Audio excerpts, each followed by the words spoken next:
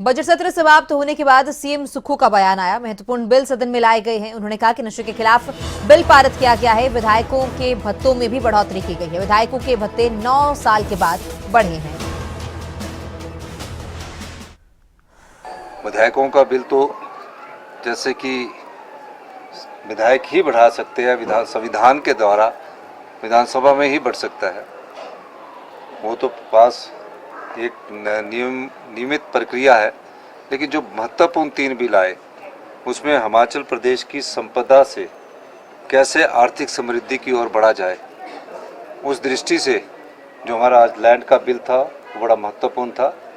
Property में हमारा किस प्रकार हम अपना लैंड रेवेन्यू जनरेट कर सकते हैं, उस दृष्टि से ये बहुत महत्वपूर्ण बिल था। और मैंने सदन के अंदर भी जब माननीय मंत्री जी उत्तर दे रहे थे तो उनसे पहले मैंने ये कहा कि तकरीबन 500 से 1000 करोड़ रुपया इस वित्तीय वर्ष में हम उससे इकट्ठा करने की कोशिश करेंगे। दूसरा बिल, जो युवा पीढ़ी हमारी नशे में चली गई है और नशे के खिलाफ उनको हमारा जो एक जीरो टॉलरेंस अगेंस्ट ड्रग्स है, उसके खिलाफ हमने एक जो पिछले 3 महीने से अभियान चलाया हुआ है, उसमें जिस प्रकार कई बेल्स हो जाती है और दोबारा से वो लोग उसी कार्य में लग जाते हैं, उनके खिलाफ हमने एक बिल इस विधानसभा क्षेत्र में लाया है। इस ऐतिहासिक सत्र में जो महत्वपूर्ण बदलाव हम बिल लेकर आए हैं, जो अभी एक्ट का रूप धारण करेंगे, उसके बाद आप देखना कि जो नशे के कारोबारों में जो अभी 30% की कमी आई है, आने वाले समय में इसमें बहुत अधिक कमी आएगी।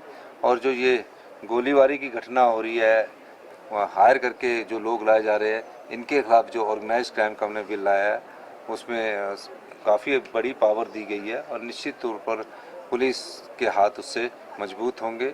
और जो इस प्रकार के धंधे में सम्मिलित लोग हैं, ड्रग्स की सप्लाई कर रहे हैं, ड्रग्स में बच्चों को डाल रहे हैं, उनके खिलाफ हमारी सरकार कटिबद्ध है कि हम सख्त से सख्त कार्रवाई करें।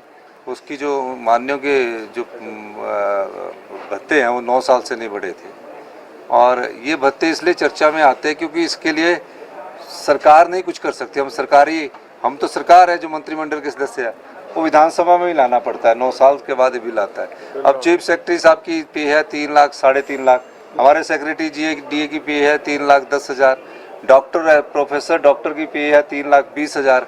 और MLO की पे, हम सरकार के जो हम मंत्री है उसकी बात नहीं है, जो MLA है उनकी पे ना उनको उस गाड़ी मिलती है।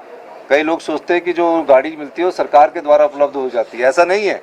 वो लोन उठा के गाड़ी उठाते हैं, फिर उसमें जो ड्राइवर रखते हैं वो भी सरकार का नहीं होता, वो अपना उसमें अपने पैसे से जो उनको सैलरी और वेतन मिलता है उसी से देते हैं, अपने मकान का किराया उसमें से देते हैं। और हमने एक और कार्य किया है कि हमने कहा कि जब आम आदमी बिजली का बिल देता है तो आपके बिजली के भत्ते भी बंद कर दिए, उनके पानी के भत्ते भी बंद कर दिए और टेलीफोन का भत्ता भी हमने माननीयों का बंद कर दिया।